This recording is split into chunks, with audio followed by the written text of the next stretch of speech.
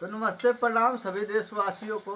अनिल अलबेला entertainment में मैं reporter Anil अलबेला आपको स्वागत करता हूँ। पहला बार यूजीसी बिल आया है तो इन लोगों में क्यों तहलका मचा? इतना तो मचना ही नहीं चाहिए, क्योंकि तुम लोग हम लोगों का धन लूट के जो भी हम लोग कमाई करके ले जाते थे, कथा भागवत गोबर गणेश बनवा के लूटते थे।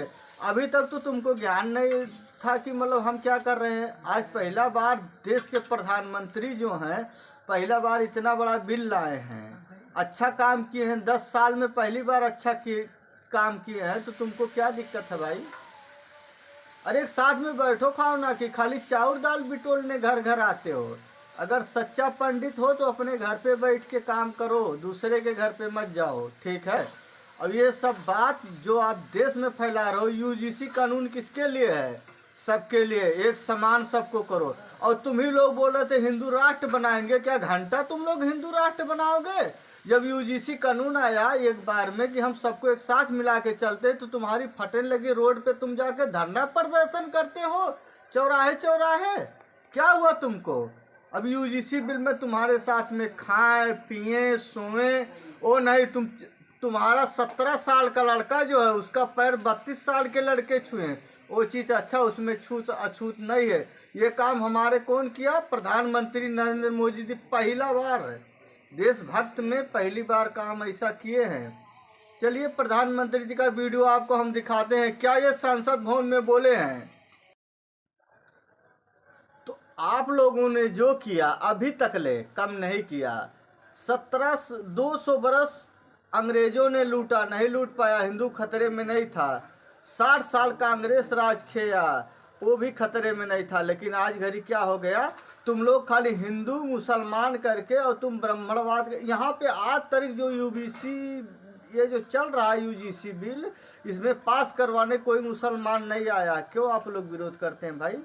ब्राह्मण समाज में हो, एक साथ में बैठो, एक साथ में रहो, लेकिन तुम लोग अपना पैर छुआने का काम कभी नहीं भूलोगे। और ये जो दलित है इनको जिंदगी भर तुम दलित मानोगे। वो एक समय था जो दादा बाबा को तुम लोग कुआं पे पानी भरने से मना करते हैं, लेकिन नहीं, अभी हम लोग टारगेट हो गए हैं, एकदम पूरा स्ट्रांग हो गए हैं। जय संविधान, जय अम्बेडकर, वंदे मातरम, जय हिंद। सभी देशवासियों से निवेदन है, आप सब लोग इकट्ठा हो जाइए। यूजीसी वाले ये जो टीका लगा के मंदिर मस्जिद में लूटते थे ना, अब उनको खत्म कर दो यहीं से।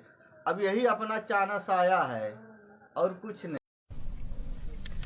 जिसको इतना जुल्म सहना पड़ा हो, जिसका बचपन अन्याय उपेक्षा और उत्पीड़न से बीता हो, जिसने अपनी मां को अपना में अपमानित होते देखा हो, मुझे बताइए ऐसे व्यक्ति को मौका मिल जाए तो हिसाब चुकता करेगा कि नहीं करेगा?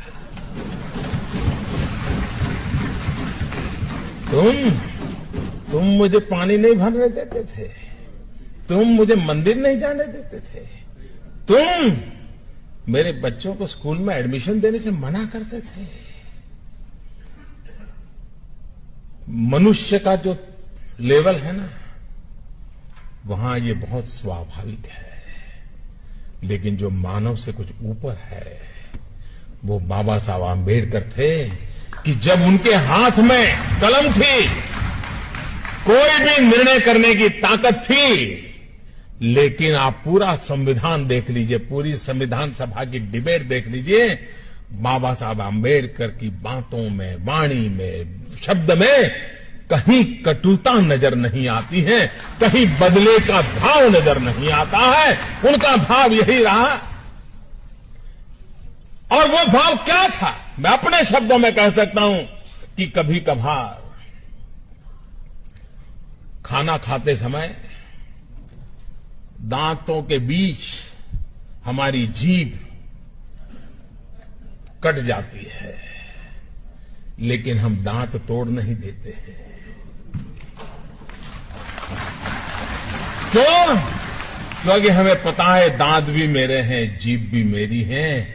बाबा साहब आंबेडकर के लिए सवर्ण भी उनके थे और हमारे दलित पीड़ित शोषित भी दोनों ही उनके लिए बराबर थे और इसलिए बदले का नामो निशान नहीं था, कटुता का नामो निशान नहीं था। बदले के भाव को जन्म न देने का और समाज को साथ लेके चलने की प्रेरणा देने वाला प्रयास बाबा साहब आंबेडकर की हर बात में झलकता है।